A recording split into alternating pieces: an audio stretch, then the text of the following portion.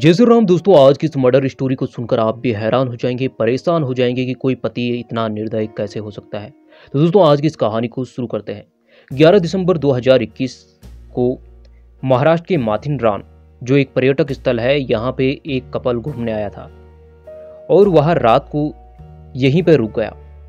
करीब 11 बजे रात को उन्होंने इस होटल में एक रूम लिया, वहाँ रुके, पति पत्नी थे। और सुबह जब हुई तो 7 बजे के समय वेटर ऑर्डर लेने गया और उसने दरवाज़ा खटखटाया तो दरवाज़ा नहीं खुला, तो उसने सोचा कि अभी वो सो रहे होंगे।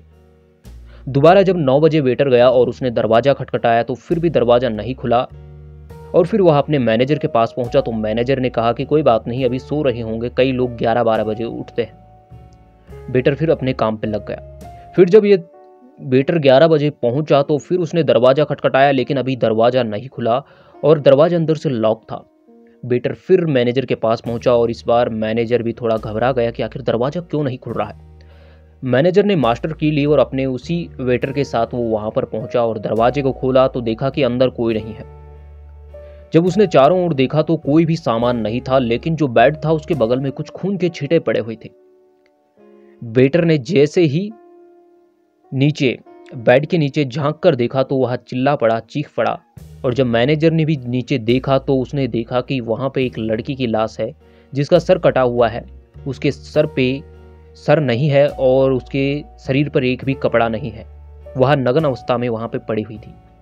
यह देखकर तुरंत मैनेजर ने पुलिस को कॉल किया तो वहाँ पे महाराष्ट्र पुलिस आई। उन्होंने ये हालत देखी तो उन्होंने होटल वालों से पूछा कि जो कागज़ इन्होंने, जो अपनी आईडी इन्होंने यहाँ पे रुकने के लिए लगाई थी, वो आईडी हमें तुरंत दिखाई। लेकिन यहाँ पे होटल वालों ने एक गड़बड़ी की कि उन्होंने इनसे उनकी कोई भी आईडी नहीं ली थी, जैसे आधार कार्ड की फोटोकॉपी वगैरह वगैरह। तो पुलिस वालों के ये केस और पेचीदा हो गया। लेकिन उन्होंने अपना नाम और एड्रेस लिखा हुआ था, जिसमें लड़की का नाम रूहानी बेगम था और लड़के ने अपना नाम अफजल खान लिखवाया हुआ था और एक एड्रेस लिखा हुआ था। और जब पुलिस वालों ने इस लड़की को देखा तो इसके हाथ पे एक टाइटो बना हुआ था और उस टाइटो को भी चाकू से खुरचा हुआ था ताकि कोई पहचान ना सके। यहाँ पे एक भी चीज़ पुलिस वालों को कुछ नहीं मिली जो सबूत के तौर पे कातिल तक पहुंची जा सके। 2021 कोरोना का समय था और उस समय ये दोनों पति पत्नी जब होटल में आए थे तो इन्होंने अपने मुंह पे मास्क लगाया हुआ था और सीसीटीवी में भी यही दिखाई दे रहा था। जब सीसीटीवी को देखा गया तो फिर जो इस लड़की का पति था जिसने इसे मार दिया था, वो अकेला इस होटल से बाहर जाता हुआ ही दिखाई दे रहा था। उसके कमर में एक बैग थी, उसके हाथ में एक काले कलर की पॉलीथीन थी जिसमें इस लड़की का सर रखा हुआ था। पुलिस वालों ने शहर के अलग अलग सीसीटीवी खंगालने शुरू किए तो एक सीसीटीवी में यह लड़का जंगल की ओर जाते हुए दिखाई दिया, जिसमें उसके हाथ में यही काली पॉलीथीन थी और जंगल की ओर जा रहा था। पुलिस वाले तुरंत उसी जंगल में पहुंचे और वहां छानबीन की तो उन्हें जंगल के अंदर एक काले कलर की पॉलीथीन मिला और एक हैंड बैग मिला और उन्होंने देखा कि जो पॉलीथीन है उसके अंदर तो लड़की का सर है। अब लड़की का चेहरा मिल चुका था।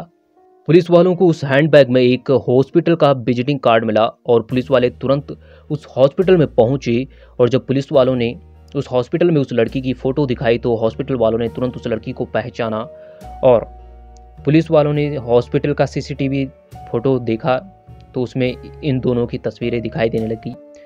तो हॉस्पिटल में इस जो लड़की का पति था इस लड़की को लेकर आया था और उन्होंने यहाँ से दवाइयाँ ली थी, लेकिन जो दवाइयाँ ली थी वह ऑनलाइन पेमेंट उसने की थी।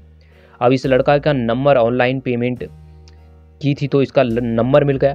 पुलिस वालों ने तुरंत इसके नंबर की लोकेशन ढूंढी और उसके बाद इसके घर पे जा पहुँचे। पुलिस वालों ने इसके घर पे पहुँचे तो इससे पूछा कि तुम्हारी पत्नी कहाँ है, तो इसने बोला मेरी पत्नी 2 दिन से गायब है। तो पुलिस वालों ने सख्ती से पूछा तो इसने बताया कि अपने सारे राज उगल दे कि इसी ने अपनी पत्नी को मारा। और पुलिस वालों ने इससे पूछा कि तुमने अपनी पत्नी को क्यों मारा, तो इसने बताया कि एक दिन उसने अपनी पत्नी से उसके पास्ट लाइफ के बारे में पूछा, कि शादी से पहले के बारे में पूछा तो उसकी पत्नी ने इसे बता दिया विश्वास करके कि उसका एक बॉयफ्रेंड था जिसके साथ वह फिजिकल रिलेशनशिप में थी। इतना जब इसने ये सुना तो इसको बहुत गुस्सा आया और इसने ये प्लान बनाया कि वह अब अपनी पत्नी को मार देगा। तो दोस्तों, कुछ राज ऐसे होते हैं जो राज ही रहने देने चाहिए, इसीलिए सतर्क रहे, सुरक्षित रहे, अपने राजों पे पर्दा रखिए। तो फिर मिलेंगे ऐसे ही वीडियो के साथ, तब तक के लिए जय श्री राम, जय जय हनुमान।